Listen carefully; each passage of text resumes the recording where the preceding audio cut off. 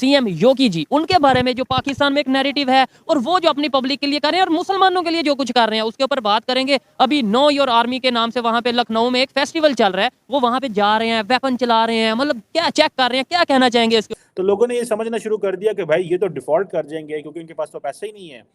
इस तासुर को चाइना जो है वो खत्म कर पाएगा या कर यहाँ के आप सोल्जर देखिए ये क्या करते हैं, हमारे लिए क्या कर रहे हैं। अब शदीद ठंड है, हमसे खड़ा नहीं हुआ जा रहा, वो पहाड़ों में बर्फबारी में खड़े होकर हमारी ड्यूटियां देते हैं। कि उनका कहना है कि ये उन्होंने ट्रांसफर इसलिए इनकी जो इसकी फंक्शनल ट्रांसफर चाइना को इसलिए किया है कि वो इनकेपेबल थे। उसको लोगों को ये भी बात बुरी लगे, लेकिन इस टाइम जो पाकिस्तान पब्लिक खासतौर पे यूथ की अगर बात करें, उनका नैरेटिव या माइंडसेट पाकिस्तान की जो एस्टेब्लिशमेंट या फौज डायरेक्टली कहता हूँ, जो फासले हैं वो कितने हैं, क्या कितनी मोहब्बत है या कितने फासले आ चुके हैं। नमस्कार दोस्तों, योगी आदित्यनाथ जो कि उत्तर प्रदेश के मुख्यमंत्री है, तो लखनऊ में एक आर्मी गन फेस्टिवल हो रहा था जिसमें योगी आदित्यनाथ भी गए थे और जिनकी जो वीडियो है पाकिस्तान में वायरल हो रही है कि भारत जो अपने हथियार है उनको प्रमोट कर रहा है और उनको बनाने की ओर ज्यादा ध्यान दे रहा है। सीएम योगी जी, उनके बारे में जो पाकिस्तान में एक नैरेटिव है और वो जो अपनी पब्लिक के लिए कर रहे हैं और मुसलमानों के लिए जो कुछ कर रहे हैं उसके ऊपर बात करेंगे। अभी नो योर आर्मी के नाम से वहां पे लखनऊ में एक फेस्टिवल चल रहा है, वो वहां पे जा रहे हैं, वेपन चला रहे हैं, मतलब क्या चेक कर रहे हैं, क्या कहना चाहेंगे इसके ऊपर? देखिए शुएब भाई, ये तो बहुत अच्छी बात होती है कि आप अपने सोल्जर्स, अपनी आर्मी के साथ घुले मिलें, उनसे मिलें, उनकी परेशानियां सुने, अपनी उन्हें बताएं, ये तो बहुत अच्छी चीज होती है। योगी जी ने सबसे ज्यादा बेहतर पता है क्या किया है कि वेपन, जिसका आप बता रहे थे कि वेपन उन्होंने चेक किए, वेपन ट्राई किए, चला के देखे, देखिए वो उसमें भी इंडिया को प्रमोट कर रहे हैं। वो वेपन मेड इन इंडिया है, ज्यादातर जो वेपन इंडिया में यूज की जाती है ना, वो मेड इन इंडिया वो खुद बनाते हैं, बाहर से भी लेते हैं, ये नहीं कि नहीं, हर टेक्नोलॉजी वो यूज करते हैं। तो ये बहुत अच्छी बात। देखें सोल्जर कि अगर आप क्लास देखें कि एक सोल्जर क्या होता है, कभी सोचिए, ये जरूरी नहीं पाकिस्तानी सोल्जर, ये जरूरी नहीं कि इंडियन सोल्जर, दुनिया का कोई भी सोल्जर, दुनिया के आप सोल्जर देखिए ये क्या करते हैं, हमारे लिए क्या कर रहे हैं। अब शदीद ठंड है, हमसे खड़ा नहीं हुआ जा रहा, वो पहाड़ों में बर्फबारी में खड़े होकर हमारी ड्यूटियां देते हैं। ईद पे, किसी भी त्योहार पे, गर्मी हो, धूप हो, ठंड हो, छांव हो, उन्होंने ड्यूटी देनी है हमारे लिए। तो हमें नहीं चाहिए कि अपने सोल्जर के साथ मिलें, उनसे उनके साथ बैठें, उनके फेस्टिवल में जाएं, ये बहुत अच्छी बात है। कुछ लोगों को ये भी बात बुरी लगे, लेकिन इस टाइम जो पाकिस्तान पब्लिक खासतौर पे यूथ की अगर बात करें, उनका नैरेटिव या माइंडसेट पाकिस्तान की जो एस्टेब्लिशमेंट या फौज डायरेक्टली कहता हूँ, जो फासले हैं वो कितने हैं, क्या कितनी मोहब्बत है या कितने फासले आ चुके हैं, उसकी वजह क्या है, उसके जिम्मेदार कौन है, क्या हम खुद हैं? भाई इधर मैं एक बात करना चाहूंगा पाक आर्मी, पाकिस्तानी आर्मी के लिए।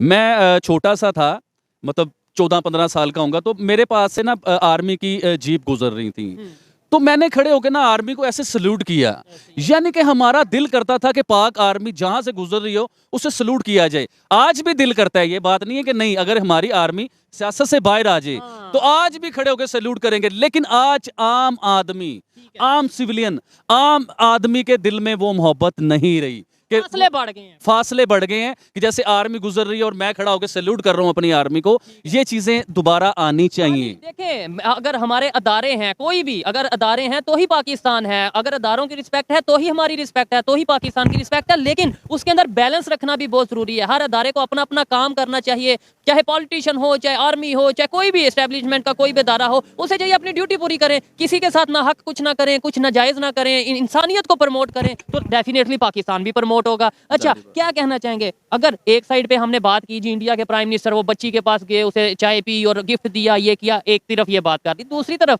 पाकिस्तान में इस ठठरती सर्दी में बलोचिस्तान से बच्चियां आई हैं, इस्लामाबाद प्रोटेस्ट कर रही हैं जी, हमें हमारे मिसिंग पर्सन, हमारे अब्बू, हमारे भाई मतलब जो बेटे हैं वो हमें दिए जाएं। तो हमारे प्राइम मिनिस्टर आगे से क्या कह रहे हैं? शुएब भाई, इत्तेफाक की बात है कि आज मेरे पास बलोचिस्तान के क्लाइंट आए हुए थे, तीन लड़के थे वो, और यूनिवर्सिटी में पढ़ते हैं।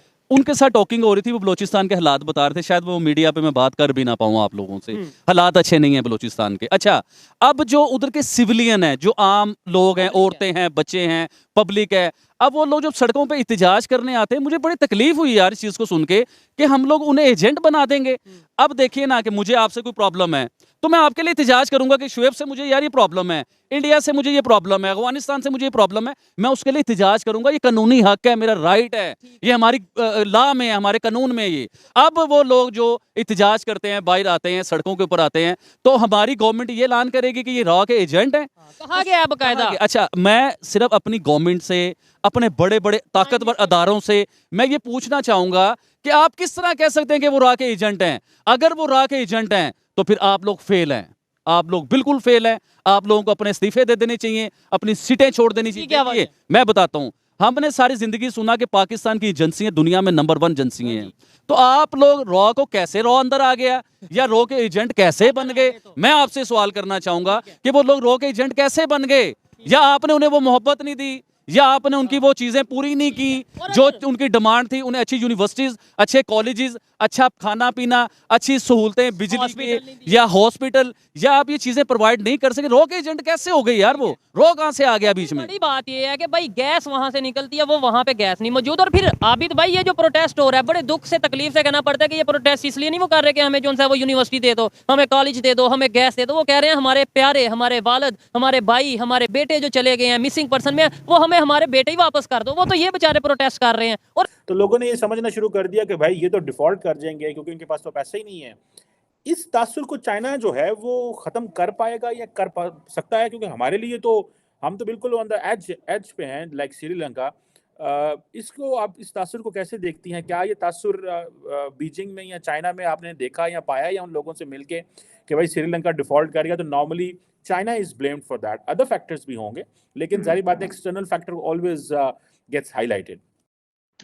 जी चाइना जो है वो उसको इस जो प्रोपेगेंडा है, या इसको आप कह लें कि जो तासुर है, इसके बारे में चाइना वो बखूबी वाकिफ़ है और चाइना रिस्पॉन्ड भी कर रहा है। और जब मैं गई थी चाइना, मेरी मुलाकातें हुई हैं, वहाँ के फ़ॉरेन मिनिस्ट्री में भी गई, और वहाँ के और जो इंस्टीट्यूशंस थे, सीपीसी मेंबर्स डिफरेंट लेवल के, उनसे मुलाकातें हुई।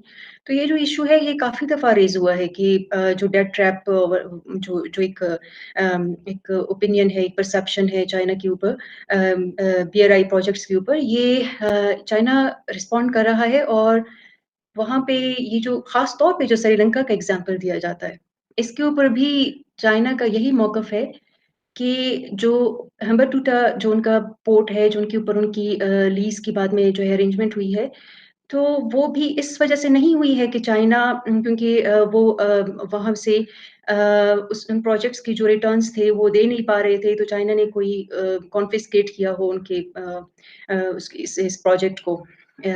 लेकिन चाइना ने कॉन्फिस्केट करने की कोशिश नहीं की है, बल्कि उनका कहना है कि ये उन्होंने ट्रांसफ़र इसलिए इनकी जो इसकी इसकी फंक्शनल ट्रांसफ़र चाइना को इसलिए किया है कि वो इनकेपेबल थे उसको फर्दर जो है चलाने में। और चाइना भी को भी उसके ऊपर कोई रिटर्न्स करंटली नहीं मिल रहे हैं, बटूटा जो उनका पोर्ट है।